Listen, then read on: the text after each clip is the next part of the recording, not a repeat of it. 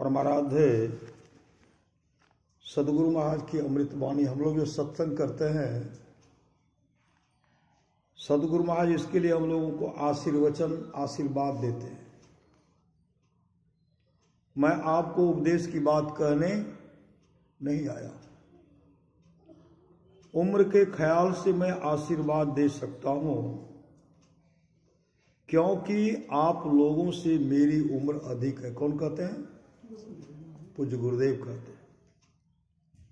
मैं अपने लिए जो भलाई सोचा हूं वही भलाई आप लोगों के लिए भी चाहता हूं।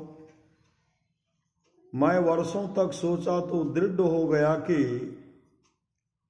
संतों के ज्ञान में जो मंगल है वही असली मंगल है।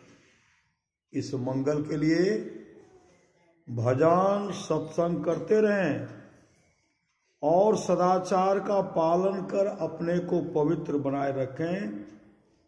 सदाचार के पालन में आपको बल मिलेगा और संसार में प्रतिष्ठा होगी। यह प्रतिष्ठा सबसे अधिक प्रतिष्ठा है। जो भजन साधन करते रहेंगे तो उनको खाना दाना और कपड़ा की कभी कमी नहीं रहेगी। सुख दुख का परवाह नहीं करते हुए भजन साधन करते रहना चाहिए। मैं ईश्वर से प्रार्थना करता हूं कि आप लोग सुखी रहें। परम पूज्य महर्षि में ही परमहंस जी महाराज के यह आशीर्वचन दिनांक 22/1967 ईस्वी को बिहार राज्य अंतर्गत भागलपुर स्थित महर्षि में आश्रम कुप्पा घाट मुहाथा श्री सदगुरु महाराज की जय। धम्मपद भगवान बुद्ध की वाणी।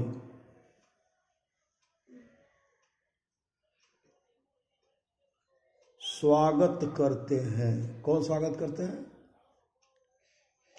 किनका स्वागत करते हैं? स्वागत करते हैं नंदीय की कथा। वाराणसी में नंदीय नामक अत्यंत श्रद्धालु एक श्रेष्ठी पुत्र था। उसने भिक्षु संघ को दान देकर, भिक्षु संघ भगवान बुद्ध के जितने भी भिक्षु थे, भिक्षु के संग भगवान बुद्ध भी जा रहे थे, भिक्षु संघ को दान देकर ऋषि पतन मृग दाव में एक विहार बनवाकर, जैसे आप लोग सत्संग मंदिर बनवाए ना,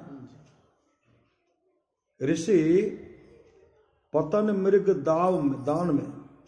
दाव में एक विहार बनवाकर, विहार मतलब सत्संग आश्रम बनवाकर, उसको विहार कहते हैं। विहार बनवाकर एक कुटी बनवाकर भिक्षु संघ के साथ शास्ता को दान दिया। भिक्षु संघ के साथ साथ शास्ता मतलब भगवान बुद्ध को वह मंदिर दान कर दिया।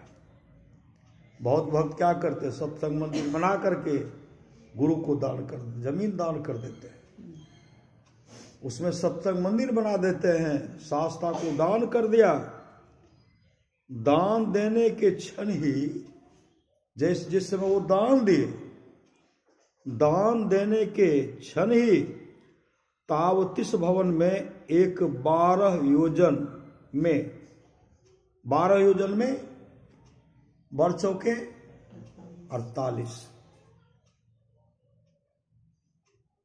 48 कोस, श्री सदगुरु 12 योजन में विस्तृत और 100 योजन ऊंचा, 48 कोस, बरसों का 48, 4 कोस का 1 योजन होता है।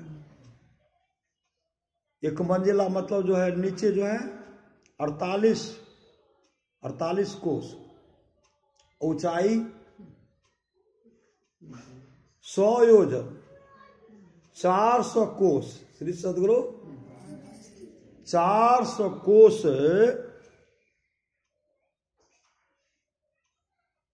विस्तृत 100 योजन ऊंचा, मतलब 400 कोस ऊंचा। सप्त रत्नमय, मतलब रत्नमय मकान, सप्त रत्नमय, स्त्रीगण से समलंकृत दिव्य प्रसाद उत्पन्न हुआ। वहां उत्पन्न कहां हो गया? तावतीस भवन में। सुंदर लोक जो है, तावतीस भवन सुंदर स्वर्गलोक से भी, स्वर्गलोक कहते हैं, सुंदर लोक में तावतीस भवन उत्पन्न हुआ।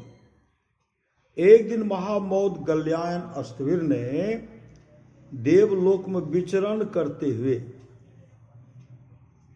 उस प्रसाद को देखकर, प्रसाद मतलब उस मकान को देख करके, उस सुंदर महल को देख करके देवताओं से पूछा, जो वहां देवता सब थे, देवताओं से पूछा। उसी दिन अप्सराएं भी प्रसाद को उतरकर, उसी दिन अप्सराएं भी, वहां जो अप्सरा सब थी, प्रसाद से उतरकर, उस मतलब उस मकान से उतरकर बोली, भंते हम लोग नंदिया की सेविका होंगी, नंदिया की सेविका होंगी, किंतु उसके बिना अच्छा नहीं लगता है, उसके बिना अच्छा नहीं लगता है। उसे शीघ्र आने के लिए कहिए, उनको जो जाकर के आप जा रहे हैं ना, उनको जल्दी से कहिए वहां आने के लिए। महामौद गल्यायन अस्तवीर ने भगवान के पास आकर पूछा, क्या भंते, मनुष्य लोक में रहते हुए भी पुण्यात्माओं की संपत्ति देवलोक में उत्पन्न होती है, जो यहाँ मनुष्य लोक में है, और इनकी संपत्ति देवलोक में उत्पन्न हो जाती है। महामौद गल्यायन अस्तवीर ने भगवान के पास जाकर पूछा, आकर पूछा, क्या भंते, मनुष्य लोक में रहते हुए भी, मनुष्य लोक में रहते हुए भी पुण्यात्माओं की संपत्ति देवलोक में उत्पन्न होती है। जो पुण्यात्मा, अभी जो आप लोग जो कर रहे हैं, 2 घड़ी सत्संग में समय देते हैं, श्रद्धा से सुनते हैं, कुछ न कुछ श्रद्धा से दान करते हैं, वो आपके लिए वर्धित तो करते यहाँ, और जमा होगा वहां। इसलिए संत कबीर ने कहा, कबीर सोई धन संचिए जो आगे का हो, और माथ चढ़ाई गांठरी जातन देखा। वो गट्ठर आपके सिर पर चला गया, लेकिन कोई देखेगा ना, आप जहां करते हैं वहां आपका वर्धित होकर के वहां जमा हो रहा है, वहां सुख से आनंद में जीवन व्यतीत कर लेंगे परलोक में। भगवान श्री राम कहते, जाओ परलोक यहाँ सुख चाहो, और सुनि मम बचन हृदय दृढ़ गहो, सुलभ सुखद मार्ग भाई, भगति मोर पुराण श्रुति गाई।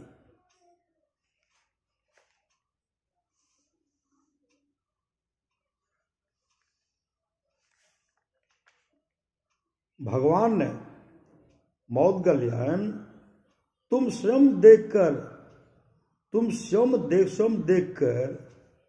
हमसे क्यों पूछ रहे हो? तुम तो स्वयं देख करके आए हो।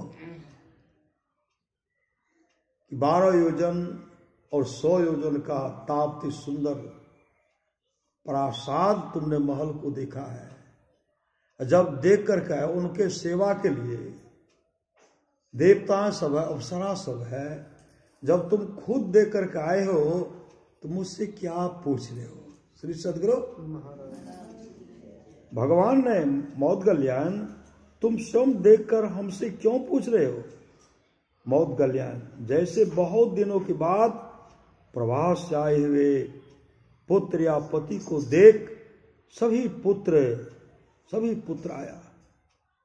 जैसे बहुत दिनों के बाद प्रवास से आए हुए पुत्र या पति को देखकर, पुत्र आते हैं पति को देखकर, सभी पुत्र आया मतलब सभी पुत्र आया, पति आया आदि कहकर स्वागत करते हैं।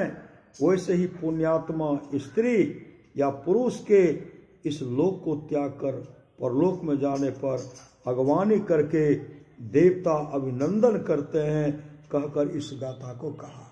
जब यहाँ चलते हैं जब यहाँ शुभ काम करते हुए चलते हैं, शराब पी करके नहीं, श्री सदगुरु, मछली खा करके नहीं, सूखा रोटी खाइए, भगवान का भजन कीजिए, श्री सदगुरु, सूखी रोटी गीली साग और दूध मिलता है।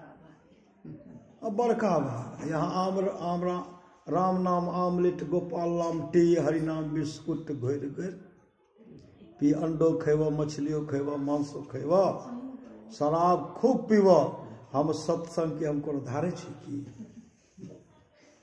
बहुत आदमी कहते हैं हमरा सत्संग नहीं धारे छे, हमरा सत्संग, एक न एक दिन तो सत्संग को धारवाना पड़ेगा, और धारना पड़ेगा। जब तक धरेंगे नहीं ना, तब तक अच्छी गति नहीं होगी। श्री सदगुरु, तुम स्वयं देखकर हमसे क्यों पूछ रहे हो? बहुत गल्याण, जैसे बहुत दिनों के बाद प्रवास से आए हुए पुत्र या पति को देख सभी पुत्र आया, पति आया आदि कहकर स्वागत करते हैं, वैसे ही पुण्यात्मा स्त्री या पुरुष के इस लोक को त्याग कर परलोक में जाने पर अगवानी करके देवता अभिनंदन करते, आगे पीछे देवता करते, अभिनंदन करते, आइए महाराज, आइए महाराज। जो सत्संग करे उन्हीं को पूजेंगे, श्री सदगुरु, जो प्रेम से रहेंगे उन्हीं को पूजेंगे, सत्संग भजन करेंगे उन्हीं को पूजेंगे, और जो नहीं करेंगे उनको कुटवे न करेंगे। श्री सदगुरु, हाथ में हथकरिया लगावे, कमर में रसरिया हो, आगू पीछू जम लेने, आगू पीछू ले जाएंगे, इधर से कुटनी उधर से कुटनी हो गई काफी। इसलिए शुभ काम कर लीजिए, यही शुभ काम, यही शुभ काम है। कहकर इस गाथा को कहा, चिरपवासिं पुरुषं दुर्तो सोत्थिमागतम् नाति मित्ता सुहज्जा च अभिनंदन्ति आगतम् तथैव कत् पुण्यस्मि पुण्यमि अस्मालोका परं गतम् पुण्यानि पति गणहन्ति प्यंनात्य आगतम्।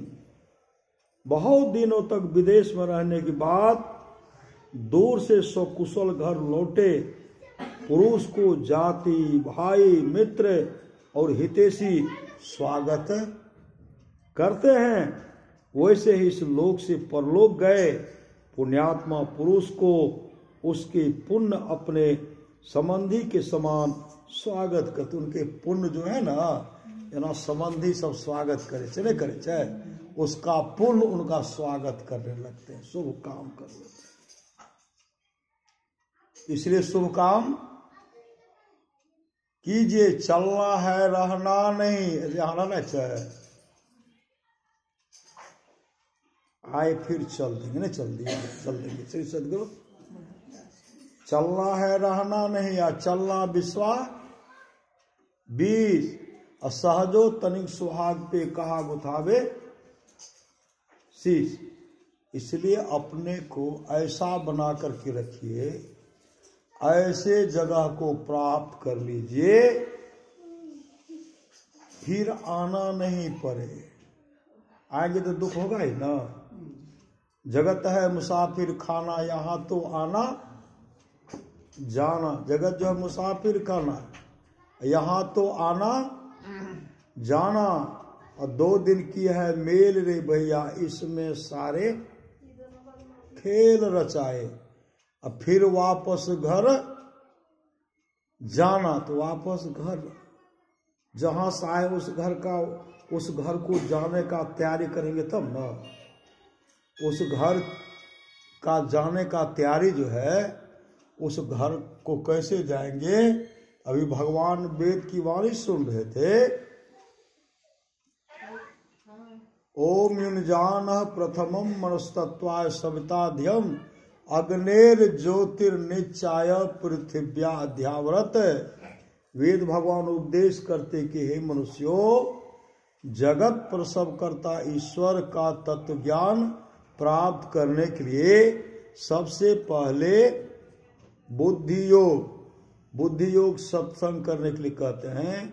मानस योग, मानस जप तथा मानस ध्यान करने के लिए कहते हैं। अग्नि योग दृष्टि योग की क्रिया करने के लिए कहते हैं। और नदानुसंधान श्रुत शब्द योग का भी अभ्यास करेंगे, तब सचखंड परमात्मा के धाम चले जाएंगे। आप लोग जानते होंगे, अभी हम लोग भगवान शंकराचार्य जी महाराज का मोह मुदगर सुन रहे थे ना। शंकराचार्य जी महाराज सन्यासी बनना चाहते थे। मां कहते थे नहीं, तुम सन्यासी नहीं बन सकते हो। उसी समय शंकराचार्य जी एक तालाब में गए, उनको मगरमच्छ पकड़ लिए। श्री सदगुरु मगरमच्छ पकड़ लिए।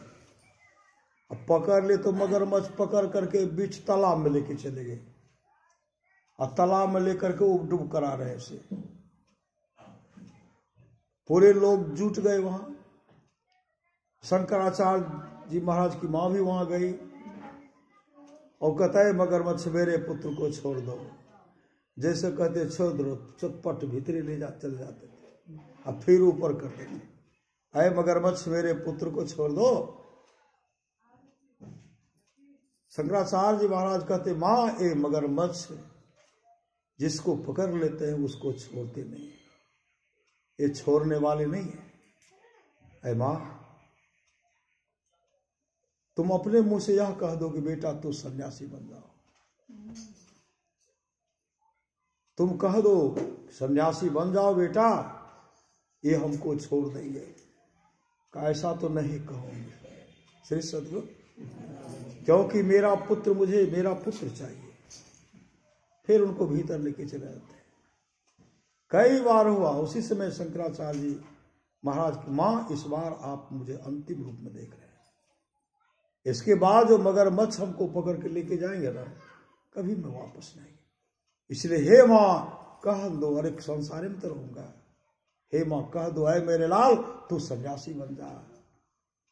उसी समय कहते हैं, ऐ मगरमच्छ मेरा पुत्र सन्यासी बन जाएगा, लेकिन मेरे पुत्र को छोड़ दो। मगरमच्छ छोड़ दिए। श्री सदगुरु महाराज की जय। जैसे छोड़ दिए तो शंकराचार्य जी बाहर आए, अब पकड़ ले, कहा नहीं तुम सन्यासी नहीं बन सकते हो। कमा फिर वही पकड़ लेंगे। श्री सदगुरु आप फिर मां, नहीं तू सन्यासी नहीं बन सकते। फिर गए तालाब मगरमच्छ पकड़िए लिए। श्री सदगुरु पूरा घुमा रहे हैं। फिर शंकराचार्य कहा नहीं, ऐ मगरमच्छ मेरे पुत्र, कहा नहीं। शंकराचार्य महाराज कहते मां त्याग दो मुझे त्याग दो। अरे मैं जीवित रहूंगा तो आपके पास रहूंगा। मां आपकी जो कामना होगी, चाहना होगी, मैं पूरा कर दूंगा। कहा बेटा जाओ, मैं सच हृदय से कह रही तू सन्यासी बन जा। निकले, आए, मां को प्रणाम किए। जब चलने लगे ना, मां रोने लगी। शंकराचार्य महाराज कहते मां मैं जा रहा हूं सन्यासी बन करके, अपना कल्याण करूंगा, संसार का भी कल्याण करूंगा। मां मैं वचन देता हूं, अंतिम समय में मेरा दर्शन आपको होगा। जब आपका अंतिम समय होगा ना, मैं आऊंगा, आपका मैं दर्शन करूंगा। अंतिम समय आपका दर्शन करने के लिए मैं आऊंगा। अंतिम समय मतलब जब आप संसार चलेंगे तब मैं आऊंगा, और बिना बुलाए आऊंगा, बिना बुलाए आऊंगा। कई वर्षों के बाद शंकराचार्य जी महाराज अपने आप आ गए, और मां का उस दिन अंतिम दिन था। शंकराचार्य की माँ अपने पुत्र को कहते, पुत्र अब तो मैं जा रही हूँ। शंकराचार्य जी कहते, माँ इसलिए तो मैं आ गया। माँ आप कहो कि आप किस लोक में जाना चाहती हैं? ब्रह्मलोक में, शिवलोक में, विष्णु लोक में, इंद्रलोक में, किस लोक में आप जाना चाहती हैं? शंकराचार्य की माँ कही, बेटा मुझे शिवलोक के भेज दो, शिवलोक। शंकराचार्य जी महाराज भगवान शिव से प्रार्थना करते, प्रभु मेरी माँ जो है ना, आपके लोक मतलब आपके शिवलोक को जाना चाहती है। मेरे माँ को यहां से आप ले जाइए। तो वहां से आए भगवान शिव के गण सब। कौन सब आए? भूत प्रेत सब आ गए। भूत बेताल, किसी का हाथ नहीं है, किसी का कान नहीं है, किसी का गला नहीं है, किसी का पांव नहीं है, एक आंखें नहीं है। श्री सदगुरु। और उधर से अगवानी में भगवान नंदी या नंद जी उनके सेवक हैं, नंदी आए, विशाल विशाल आए, सर्प आए, नहीं आए।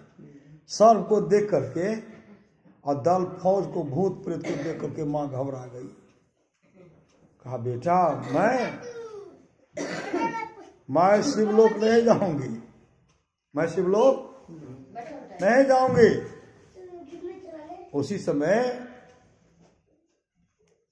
शंकराचार्य कहते, मां तब कहां आप जाओगे? कहा, बेटा मुझे विष्णु लोक के भेज दो। सदगुरु मुझे विष्णु लोक भेज दो। उसी समय शंकराचार्य जी भगवान शिव से कहते, भगवान आप अपना विमान जो है ना आप वापस ले लीजिए। मेरी माँ डर गई, मेरी माँ शिवलोक जाना नहीं चाहती है। विमान वापस वही दल फौज था लेके चले गए। और तब उधर से भगवान विष्णु से कहते, प्रभु मेरी माँ आपके वैकुंठ धाम को, विष्णु लोक को जाना चाहते हैं, आप वहां से विमान भेजिए। उसी से वहां से विमान आए, विमान आए और भगवान विष्णु के पार्षद आए और विमान पर बैठा करके हरि कीर्तन करते हुए वैकुंठ धाम विष्णु लोक को चले गए। इस सत्संग का फल है। श्री सदगुरु जननी जने पे साकठ ना जने, देश ना बने, तो पुत्र से भला मदार, पुत्र से भला मदार, फिरे जही कोख में, पुत्रवती वही नारी जाएगे। दोख में वही माँ पुत्रवती है, पुत्रवती जुवती स जग होई, रघुपति भगवती जासु सुत होई। तो पुत्र से भला मदार, मदार मतलब बेटी। श्री सदगुरु ऐसा कागो बेटा छे सत्संग, ऐसा कागो बेटा बेटी कागो छे। देखो कते बेटी एठा। श्री सदगुरु बेटा बेटा नहीं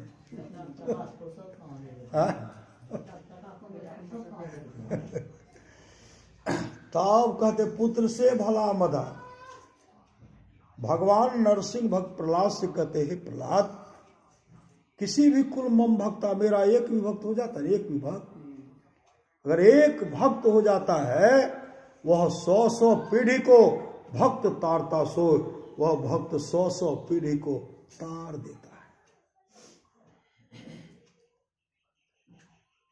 तब वैकुंठ धाम के थे, माय बहन बेटी नहीं जीते थे, के जेते वो सब दारू पिए वाला बेटा जीते। श्री सदगुरु गुटखा खाए वाला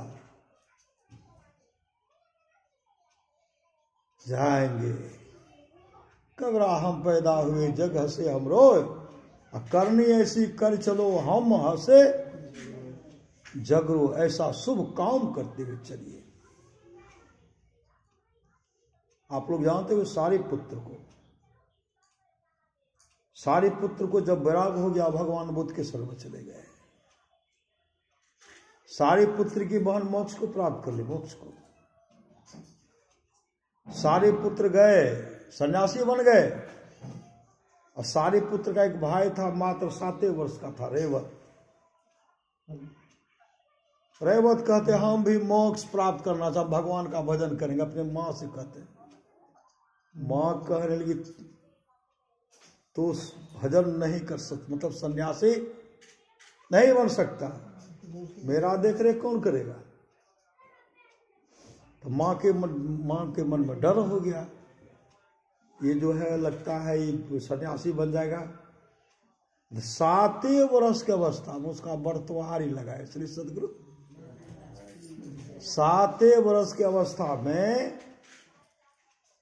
वो लगाए और जा रहे थे, बारात कोई आगे कोई पीछे, इनको 4 कहार पालकी पर बैठा करके लेके जा रहे थे लड़का को। पैदले सवारी श्री सदगुरु, बैलगाड़ी हो पैदल हो सबको, बैलगाड़ी जा रहे सवारी, ट्रैक्टर तो नहीं था, श्री सदगुरु पैदले अब बैलगाड़ी पर बड़ा सब आगे निकल गए और कहार सब जो ले जा रहे थे पालकी पर बैठा करके, अब भीतरे से देखते हैं आगे सब आगे है, पीछे कोई नहीं, धीरे से उतर गए। रेवत जंगले में उतर गए और 4 कहार मुसदंड था, सब ताकतवर कहार सब था। और 7 साल का जब उतरा वो, तो वजन होगा 10 किलो में, कितना होगा 10-15 किलो होगा। पते ने चला श्री सदगुरु,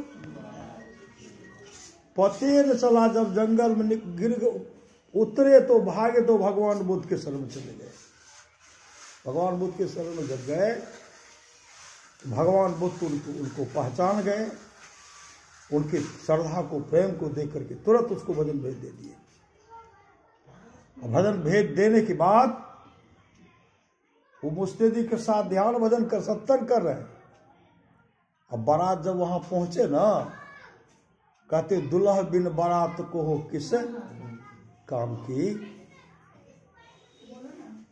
अगर लड़का नहीं हो, बारात दुल्हा नहीं हो, तो कोई बारात को सम्मान करेंगे।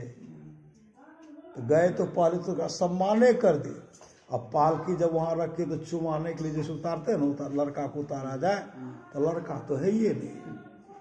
अब तो कहार सब आसन क्या हो गया, अब क्या होगा, काफी चिंता। वहां से बारात सब वापस आए। वापस जैसे आए, सारी पुत्र की मां को पता चला कि मेरा पुत्र भाग गया, बिलख बिलख करके रो रही है। सारे पुत्र जान गए कि मेरा भाई आ गया। सारे पुत्र अपने भाई रेवत से मिलना चाहते हैं। यहाँ माँ बिलख बिलख करके रो रही है, माँ बिलख बिलख करके रो रही है। सारे पुत्र तो मोक्ष को प्राप्त किए महापुरुष थे ना, वो आ रहे थे सारे रेवत से मिलने के लिए। भगवान बुद्ध उसको उसी समय रोक दी, कहा नहीं सारे पुत्र तुम रेवत से नहीं मिल सकते। रेवत के अंदर में इतना प्रेम है, इतना श्रद्धा है, रेवत बहुत जल्दी निर्वाण मोक्ष को प्राप्त करेगा। इसलिए निर्वाण में मोक्ष प्राप्त करने में उसके लिए बाधा मत बनो, बाधक मत बनो। रेवत वापस चले गए, सारे पुत्र वापस चले गए। रेवत इतने श्रद्धा प्रेम से आत्मघोर होकर के ध्यान भजन करते, मानस जप मानस ध्यान और दृष्टि योग की क्रिया करते हैं। दृष्टि मतलब प्रकाश का दर्शन हो गया, श्री सदगुरु प्रकाश का दर्शन हो गया और शब्द के सहारे वो मोक्ष धाम का अधिकारी हो गए। तब जब निर्वाण को प्राप्त, निर्वाण के स्वरूप हो गए, तब भगवान बुद्ध कहते हैं सारे पुत्र अब रेवत से मिलना चाहते तो मिल सकते हो, क्योंकि रेवत निर्वाण को प्राप्त मतलब मोक्ष को प्राप्त कर लिया। तब वहां से गए श्री सदगुरु। तब वहां से जैसे आए ना, रेवत उनके लिए पहले बिछावन बिछा करके रखे। भगवान बुद्ध के मन में क्या था, कौन सा भोजन हम करेंगे, रैवत भोजन बना करके तैयार कर दिए। सारे पुत्र के मन में क्या है, क्या भोजन करेंगे, वह भी उनके इच्छा के अनुसार भोजन बन करके तैयार कर दिए। जैसे आज देखते बिछावन लगा और सारे रैवत ऐसे भगवान बुद्ध के सामने खड़े हैं। भगवान बुद्ध तो उनके बड़े भाव को जानते थे। सारे पुत्र देखते पूरा व्यवस्था है, भगवान बुद्ध भी देखते हैं।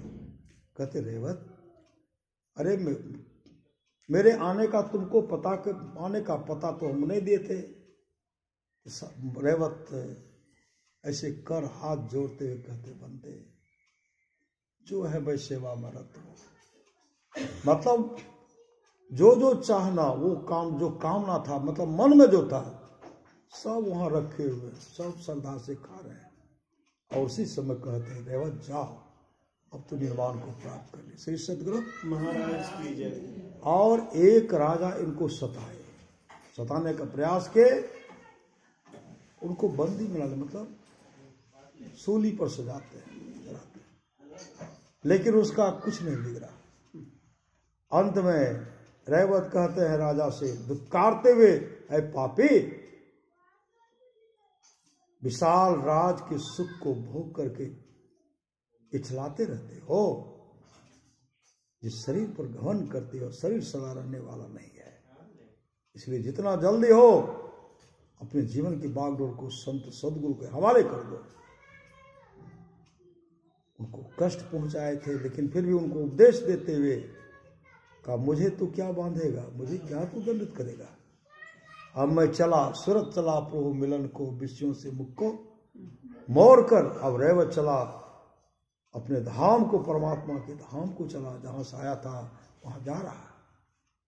योगाग्नि में अपने योग बल से अपने शरीर में आग लगा ली, मतलब जा रहे हैं, आग लगाए, और उनका राख जो राजा के माथे पर गिरता है, वो कहते, आप मुझे नामदान दे दीजिए। कहा, मैं नहीं, भगवान बुद्ध मेरे गुरु, आपका गुरु बनेंगे, मैं तेरे जैसे पापी का गुरु नहीं बनता। बिना विचारे तूने मुझे संत को मुझे कष्ट पहुंचाया, मैं नहीं, मेरे गुरु बनेगा। राख जो वहां से गिरा दिया माथे पर, माया की पट्टी हट गया। श्री सतगुरु माया का पट्टी हट गया, अहंकार दूर हो गया। तो दौड़ करके भगवान बुद्ध के शरण जाकर भजन भेज लिए। ये तो मोक्ष को प्राप्त कर लिए, लेकिन माँ घर में रो रही है, बिलख रही है। श्री सतगुरु मेरा सहारा कौन होगा। उसी से माँ गई भगवान बुद्ध के पास। भगवान बुद्ध से जैसे मिलते हैं, कहते, भंते मेरा देख रेख करने वाला कोई नहीं है। भगवान बुद्ध सारी पुत्र को कहते, सारी पुत्र जाओ, हर इस जन्म में माँ का सेवा कर लो, फिर मौका तुमको नहीं मिलेगा, सेवा कर लो। मैं जानता हूं कि तुम मोक्ष को प्राप्त कर लियो और संसार में तुम्हारी इच्छा होगी, आने कताओगे, अरे खुद तुम परमात्मा बन जाओगे, तुमको सेवा करने का मौका नहीं होगा। इसलिए जाओ मेरे पुत्र, तुम जाओ, तुम घर पर भी साधना कर सकते हो, इसलिए तुम जाओ। भगवान बुद्ध के कहने पर वो मां के पास, मां के साथ चल पड़े। और जैसे घर आए ना, मां बेटा गप कर रहे हैं। और जब मां, सारे पुत्र ध्यान करते थे तो मां जो हम बैठ करके सुमरन करते थे।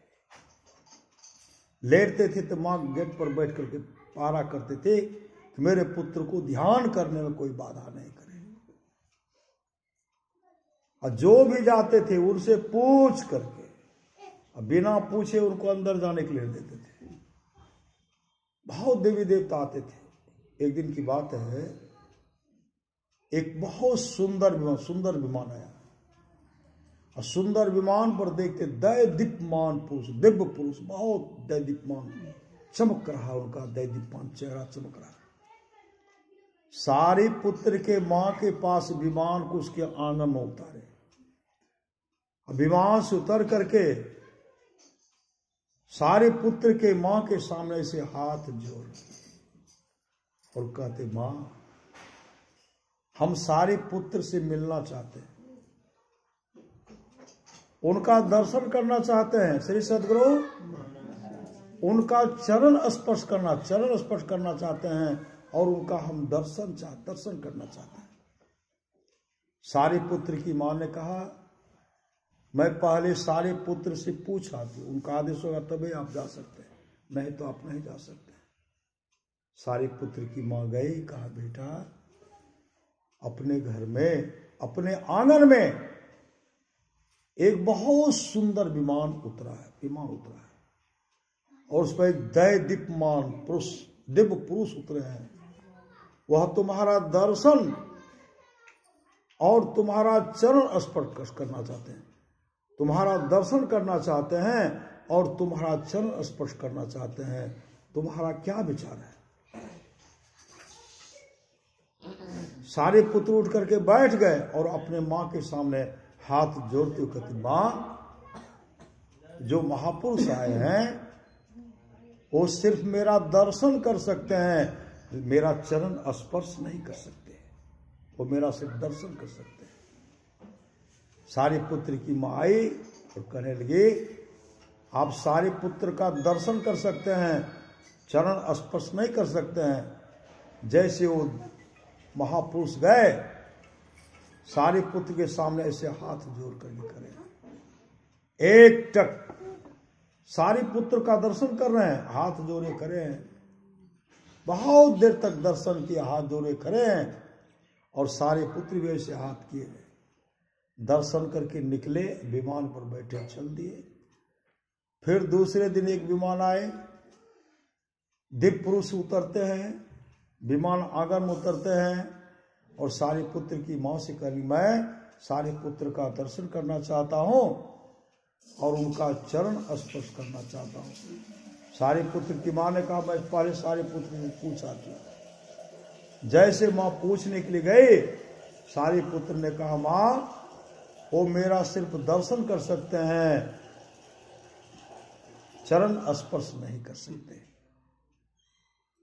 फिर कहे, आप सिर्फ उनका दर्शन कर सकते, चरण स्पर्श नहीं। अंदर प्रवेश कैसे हाथ जोड़े खड़े हैं, दर्शन करके चल दिए। फिर तीसरे दिन एक विमान आया, श्री सद्गुरु तीसरे दिन एक विमान आया, उसमें से दिव्य पुरुष उतरते हैं। सारे पुत्र की मां सुमरण कर रही थी, मंत्र जाप कर रही थी। कहते हैं, मैं सारे पुत्र का दर्शन करना चाहता हूं और उनका चरण स्पर्श करना चाहता हूं। सारे पुत्र की मां कहने लगी, मैं पूछ करके आती हूं। जैसे पूछने के लिए गए, कहते, बेटा आज भी सुंदर विमान आया है, एक दिव्य पुरुष आए हैं, वो तुम्हारा दर्शन करना चाहते हैं, तुम्हारा चरण स्पर्श करना चाहते हैं। सारे पुत्र ने कहा, मां वो सिर्फ मेरा दर्शन कर सकते हैं, मेरा चरण स्पर्श नहीं कर सकते। सारे पुत्र की मां ने कहा, देखिए आप उनका दर्शन कर सकते हैं, चरण स्पर्श नहीं। जैसे भीतर गए, ऐसे हाथ जोड़े खड़े हैं, सारे पुत्र भी हाथ जोड़े खड़े हैं, दर्शन करके निकले। चौथा दिन जब कोई भी मान नहीं आया, तब सारे पुत्र की मां कहनी, बेटा पहले दिन जो विमान आया था, दिव्य पुरुष जो विमान पर था, तुम्हारा दर्शन और चरण स्पर्श करना चाहते थे, वो कौन थे? सारे पुत्र ने कहा, मां वो भगवान ब्रह्मा थे। वो कौन थे? भगवान ब्रह्मा थे। कहा, भगवान ब्रह्मा तुम्हारा दर्शन और चरण स्पर्श करने के लिए आए। दूसरे दिन कहा, भगवान विष्णु थे। तीसरे दिन भगवान शिव थे। उसी समय सारे पुत्र की मां ने कहा, बेटा तू इतना महान हो गया कि तेरा दर्शन और तेरा चरण स्पर्श करने के लिए भगवान ब्रह्मा विष्णु महेश तक आ गए। तू इतना बड़ा महान हो गया। सारे पुत्र ने कहा, मां महान मैं नहीं, महान तो मेरे भंते, मेरे सदगुरु है, मेरे सदगुरु है। महान मैं नहीं, महान तो मेरे गुरु है, मेरे गुरु है। गुरु ही तू है, गुरु पितु है, गुरु ही जीव के मितु हैं। गुरु सम कोई नहीं दूजा, जो जीवों को उधारा है। गुरु की नित्य कर पूजा, जगत तीन सम नहीं दूजा। मैं ही को आन नहीं सूझा, फकत गुरु ही आधारा। साधो भाई जीवत ही करो आशा, जीवत समझे जीवत बूझे, जीवत मुक्ति निवासा। जियत कर्म की फांसन काटी, मोये मुक्ति आशा। तन छोटे जी मिलन कहते हैं, सो सब झूठी आशा। अबू मिला तो तबू मिलेंगे, नहीं तो जमपुर बासा। दूर दूर दूर दूर ढूंढे मन लोभी, मिटे न गर्भ तरासा। साधु संत की करे न बंदगी, कटे कर्म की फांसा। सत्य गहे सदगुरु को चिन्हे, सत्य नाम विश्वासा। कहे कबीर साधन हितकारी, हम साधन के दासा।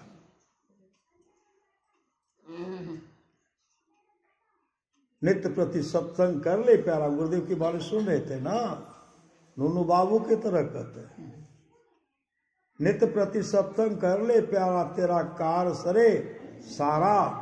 सार कार्य को निर्णय करके धर चेतन धारा। धर चेतन धारा पिंड की पारा, दसम द्वारे का ज्योति जग जावे। अति सुख पावे शब्द सहारे का। भी कुंभ स्नान हो रहा सही सदगुरु भागशाली सब के ले ने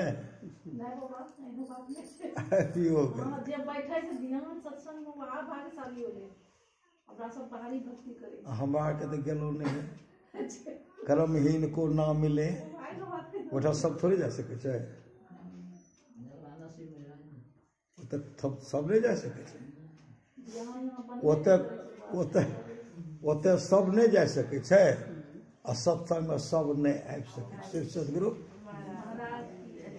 कर्महीन को ना मिले भली वस्तु की भोग, आ दाख पके मुख काक को भयो पाक की रोग।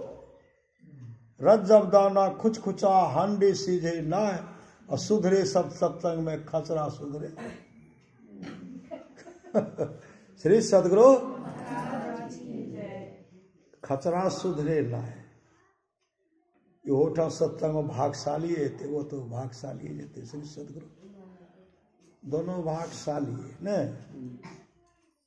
भगवान शिव कहते हैं, कोई 1000 अश्वमेध यज्ञ कर ले, सत्संग जो माया है,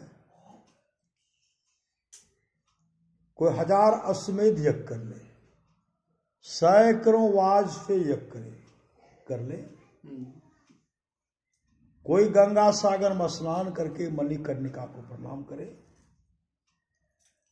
कोई वहां गए करते हैं, करना चाहिए। और जो एक पल भी, एक सेकंड भी जो अपने मन को ठहरा लिया, दृष्टि को भौं के बीच में टिका करके रख लिया, इसका जो फल होगा उसका 16वां भाग भी 16वां भाग भी नहीं होगा।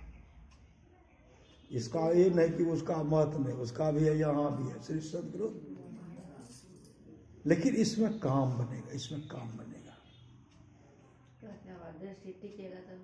टिकबे करते कि श्री सदगुरु मानस जप होना चाहिए। गुरु श्री मानस जप हमेशा जपते रहे, कभी मंत्र छूटे।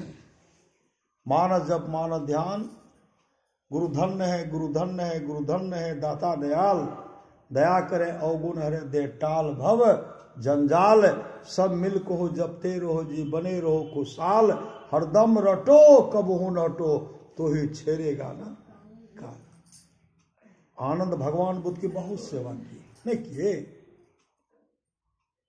बहुत सेवा किए। भगवान बुद्ध ने कहा, आनंद मैं अब जा रहा हूं, मेरा समय आ गया।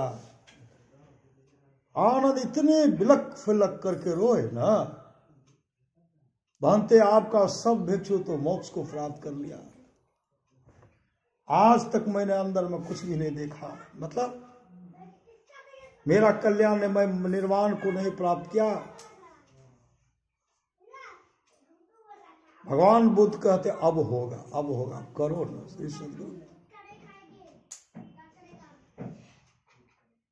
लगनता के लगन के साथ, मतलब लग गए, दृढ़ निश्चय बन करके उसमें जो लग गए न, करने लगे ना, आनंद मोक्ष को प्राप्त करेंगे। मोक्ष करेंगे तब ना। कब किनका कल्याण हो जाएगा? पल में कर दे निहाल भजो साध गुरु, भजो साध गुरु, साध गुरु, साध गुरु। गुरु दाता दयाल वह काटे जमजाल, पल में कर दे निहाल भजो साध गुरु। घटतम प्रकाश व शब्द पर त्रय, जीव पर है चारे, कर दृष्टि अर्धुन योग साधन ये हटाना चाहिए। इनके हटे माया हटेगी, प्रभु से होगी एकता, प्रभु से एकता हो जाएगी, फिर द्वैतता नहीं कुछ रहेगी, स्मरण दृढ़ चाहिए। आप लोग जानते हो रामू की तीर्थ यात्रा, रामू चमार था, रामू चमार का तीर्थ यात्रा। कभी रामू कभी गंगा सागर स्नान करने के लिए गए, कहीं न हरिद्वार, न ऋषिकेश, न इलाहाबाद, न बनारस, श्री सदगुरु कभी नहीं गए। गंगा सागर में स्नान करूंगा मन में करते थे। वो जूता बनाते थे और जूता बना करके कुछ रुपया रखते थे बचा करके, इसमें जाएंगे, ये पैसा जमा होगा ना, हम जाएंगे गंगा सागर स्नान करने के लिए जाएंगे। वो जमा करते जाते थे। वैसा समय आता था कोई दिक्कत हो गया तो रुपया चला गया उसी में। श्री सदगुरु तीर्थ यात्रा गए नहीं। एक समय की बात है, गंगा सागर जैसे कुंभ लगा था ना, गंगा सागर लगा था, सब तीर्थ बार बार, गंगा सागर एक के बार, तो वो गंगा सागर एक बार, आई गंगा सागर में 2 बार। इसमें गए तो बेरे पार हो जाएगा। श्री सदगुरु इसमें प्रवेश कीजिए, सुखमनिया मोरी इधर लगी। तो गंगा सागर बहुत आदमी गए, बहुत। वहां एक साधु वृक्ष के नीचे बैठे थे, भीड़ को देख करके वो वृक्ष के नीचे बैठे थे। उस वृक्ष पर 2 देवता थे। देवता कहते हो बहुत संत आए, बहुत संत आए। कहा कितना संत? कहा लगभग 4 लाख संत है। 4 लाख इसमें संत है। कहा तब तो पहुंचे हुए संत है, सब वर्ग संते ना। कहा संत है कि क्या है, लेकिन इसमें रामू चमार जैसा एक भी नहीं है। रामू चमार जैसा इसमें एक को नहीं है। एक देवता कहते रामू चमार इसमें कौन है? दूसरा देवता कहते रामू चमार अभी नहीं आया। कहा नहीं आया, सो नहीं आया, फिर भी उसके जैसा नहीं। वो अपने जीवन में कौन सा शुभ काम किए?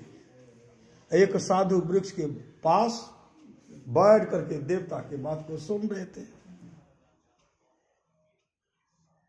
उनका जो गुणगान हो रहा था ना, संत के मन में हुआ कि ऐसे रामू का दर्शन करना चाहिए। देवता सब कहते अमुक गांव में, अमुक राज के अमुक गांव में वह रामू चमार रहते हैं। वो गंगा सागर में सब दर्शन करते हुए वो चल दिए, उसी समय चल दिए। पता लगाते जब रामू चमार के घर पर आए, रामू जी जूता बना रहे थे। जैसे आए संत आते कहते भैया रामू, अरे आप कौन कौन तीर्थ यात्रा किए हैं, क्या सब आप जीवन में शुभ काम किए हैं? आपका चर्चा गंगा सागर में हो रहा था, वहां के देवता सब आपके बारे में बोल रहे थे। आप कौन सा शुभ काम, कौन कौन तीर्थ गए? तो रामू चमार कहते हैं हे महात्मन, बिठाए आदर से बिठाइए महात्मन। हम आज तक किसी तीर्थ यात्रा नहीं गए, कोई मंदिर न मंदिर गए हैं न कहीं कहीं नहीं, कोई तीर्थ यात्रा नहीं की, क्योंकि हमको फुर्सते नहीं मिलता। हम जूता बनाने का काम करते हैं, इसी से मेरे परिवार का भरण पोषण भी होता है, और जो कुछ बचता है ना रखता हूं तो कोई न कोई आते हैं, उन्हीं को दाने के रूप में दे देता। कहा इस समय जो आपका चर्चा हो रहा था, आपने कौन सा शुभ काम किया? कहा कोई शुभ काम नहीं। कहा आपका चर्चा, आप अपना बताइए, आप क्या सब किए? तब वो कहते हैं महात्मन,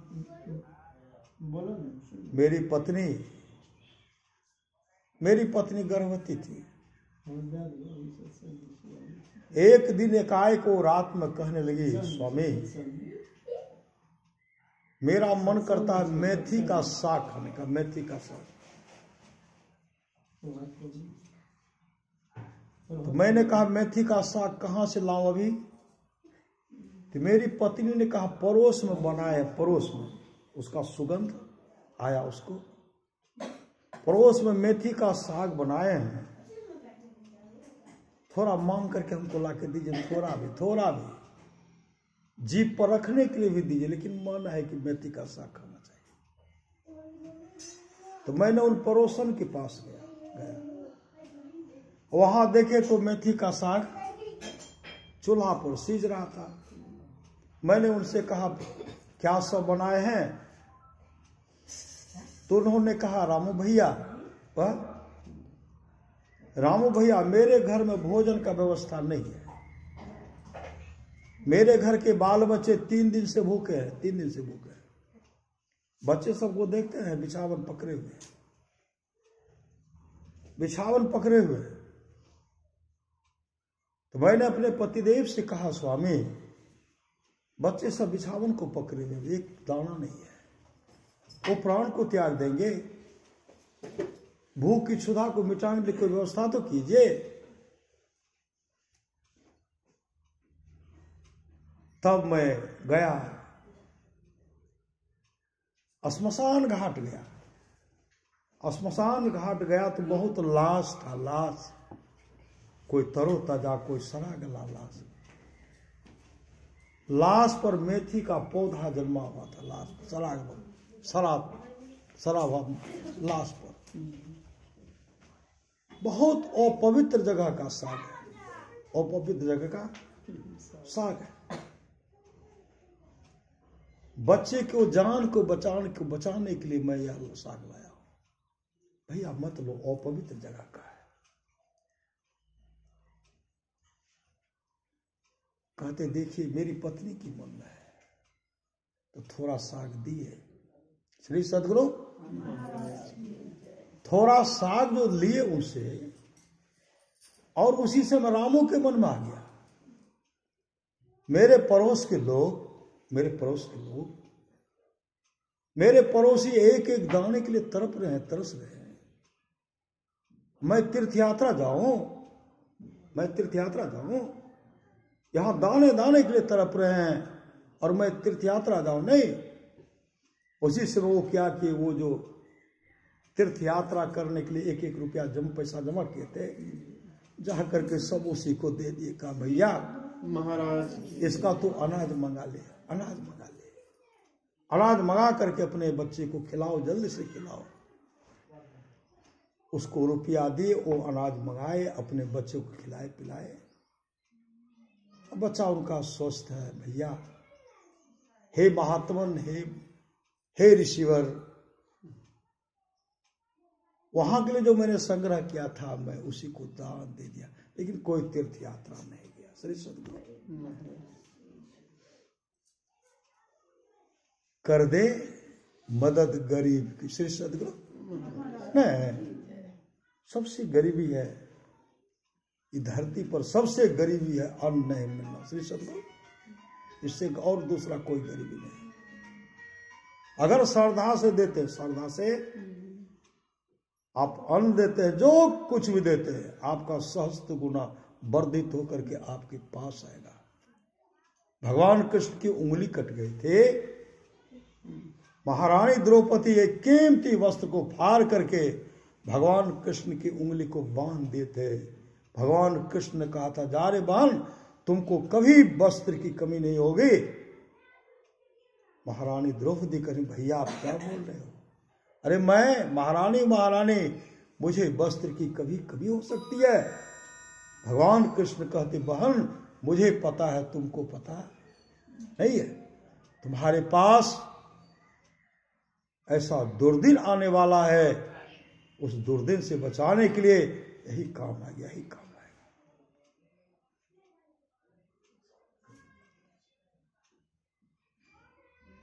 कौन सा दुर्व्यवहार उनके साथ नहीं किया गया, कितना बड़ा कितना कष्ट उनको दिया गया। नहीं कहते हैं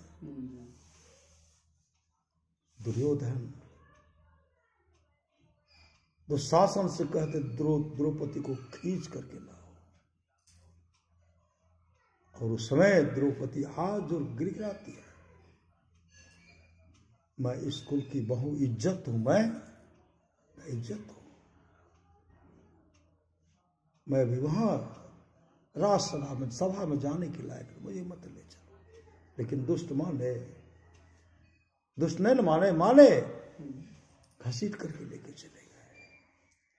पति को देख रहे, पांचों पति को देख रहे हैं, भीष्म पितामह को देख रहे हैं, तमाम संसार के सगे संबंधी को देख रहे हैं, लेकिन कोई उनका मददगार हुआ? कोई मददगार? कभी गोविंद को याद करते थे, गोविंद भगवान कृष्ण खड़े हो जाते थे, अब फिर बैठ जाते थे। मां रुक्मिणी कहने लगी, प्रभु क्या किसी भक्त पर विपत्ति आ पड़ा है? क्या?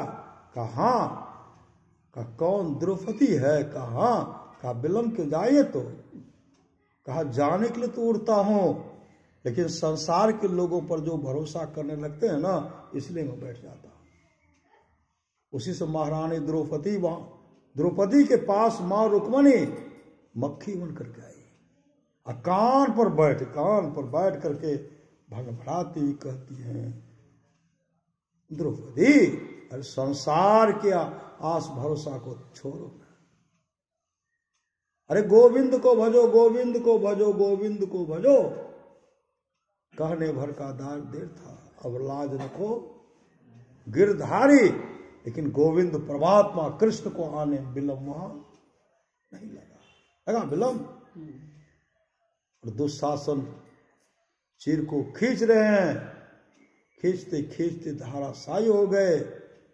कहते जहां न जाए रवि वहां जाए कवि, लेकिन कवि का कलम भी रुक गया। सारी बीच नारी है कि नारी ही सारी है। ये दान का फल है। श्री सदगुरु राजा श्वेत, विदर्भ देश के राजा वसुदेव के पुत्र राजा श्वेत दान नहीं किए थे, उसके चलते शुभ काम के ब्रह्मलोक को चले गए, ब्रह्मलोक गए। अब ब्रह्मलोक उनको जब भूख प्यास सताने लगी, ब्रह्मा जी से कहते, भगवान जोरों की भूख लगी हुई है। श्री सदगुरु जोरों की भूख लगी है, कोई तो व्यवस्था कीजिए। श्री सदगुरु ब्रह्मा जी कहते, आप चिंता मत कीजिए, आपका तरोताजा लाश रखा हो, मृत्यु लोक में जाइए, डबाडब भरा हुआ है। कहा महाराज लाश करना पड़ेगा? कहा आप जीवन में अन्न दान नहीं किए तो लाश नहीं तो क्या करना पड़ेगा? लाश आकर के खाए। आप लोग श्रीमद् भागवत महापुराण पढ़िए। लाश खाते थे और दूसरे दिन फिर आते थे, खाते थे कि दूसरे दिन जाते थे, एक बित्ता बढ़ जाता था। खाते हैं बढ़ जाता, फिर ब्रह्मा जी भगवान वो तो बढ़ जाता, कब तक खाना पड़ेगा? भगवान ब्रह्मा ने कहा 100 वर्षों तक खाना पड़ेगा, 100 वर्षों तक। महाराज मेरा उद्धार कैसे होगा? कहा जिस दिन संत का, अगस्त ऋषि का दर्शन होगा, उस दिन तुम्हारा परम कल्याण हो जाएगा।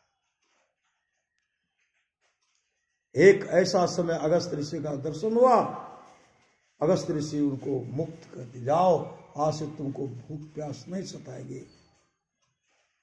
लाश लापता हो गया, ब्रह्मलोक को चले गए। इसलिए यह सब शुभ काम है।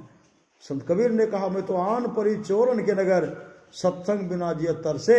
इस सत्संग में लाभ बहुत है, तुरंत मिलावे गुरु से।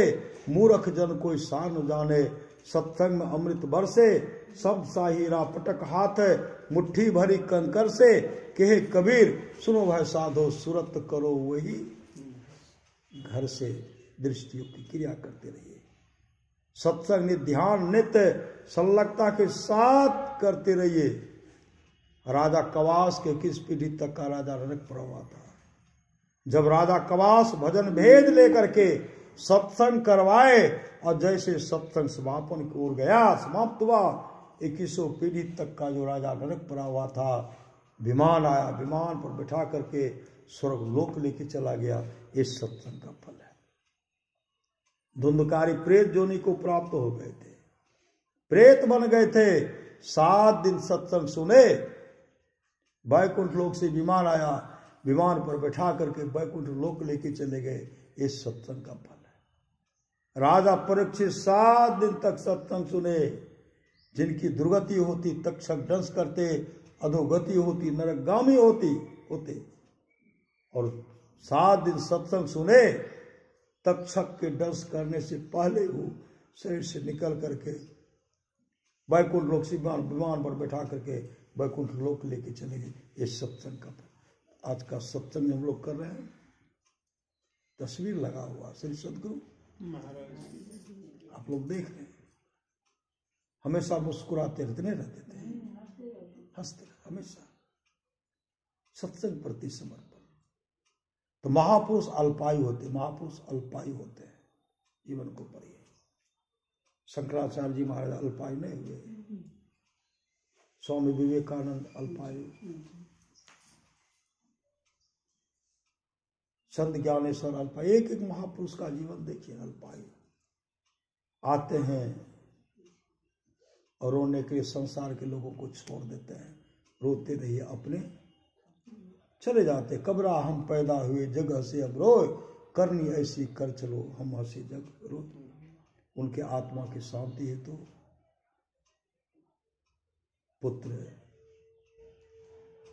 पुत्र बधु मतलब पुताऊ सुपुत्र सब परिवार मिलकर के सब उनके आत्मा को शांति मिले, उसके लिए सत्संग का आयोजन किया गया है। आत्मा अजर है, अमर है, अविनाशी है। उस आत्मा को शांति मिले, सदगुरु से प्रार्थना है, हे सदगुरु वह आत्मा जहाँ कहीं भी हो, उनके आत्मा को शांति मिले, शांति मिले, शांति मिले। पर महाराज की वाणी है, थोड़ा सा भी सत्संग करो बड़ा लाभ होता है। जितना लाभ के बहुत धन के मिलने, बहुत विद्या के पढ़ने से होता, उतना लाभ सत्संग से होता है। नित्य नियमित ढंग से सत्संग करो, सत्संग से खाली कोई मत रहो। अभी अमृत की बरसावे, अध्यात्म ग्रंथ का सार ज्ञान कह दिया। जिसको याद रहा उसको अमृत मिला, जिसको याद नहीं रहा उसने अमृत को खो दिया। पूरा सदगुरु महाराज कहते, जो लोग बहुत दिनों से सत्संग करते आ रहे हैं, अभी कर रहे हैं, आगे भी करेंगे, ये सभी महासुख के भागी होंगे। नित्य प्रति सत्संग कर ले प्यारा, तेरा कार्य सरे सारा। सार कार्य को निर्णय करके धर चेतन धारा पिंड के पारा। दसम द्वारे का ज्योति जग जावे, अति सुख पावे। शब्द सहारे का लख बिंदु नाथ त्रय बंदे के। सुनो मैं ही ब्रह्मनाथ का धरो सहारा, आपन तन में ही। सदगुरु महाराज से प्रार्थना है कि बाल बच्चे को सहने की शक्ति दे श्री सदगुरु। क्योंकि अब तो बाल बच्चे को तो आसरा तो उन्हीं का था ना, कैसे चलते, कैसे लेके चलते, सब भार उन्हीं के ऊपर था। तो सदगुरु महाराज इन लोगों को सहने का शक्ति दे। जो वो करते रहे आप लोग भी कीजिए श्री सदगुरु। समय समय पर सत्संग कराइए, बच्चे के जन्मदिन पर कराते वह भी कराइए, पुण्यतिथि के अवसर पर बराबर कराते रहिए, बीच बीच में सत्संग कराते रहिए और मंगलमय होगा, काम बनेगा। श्री सदगुरु महाराज की जय।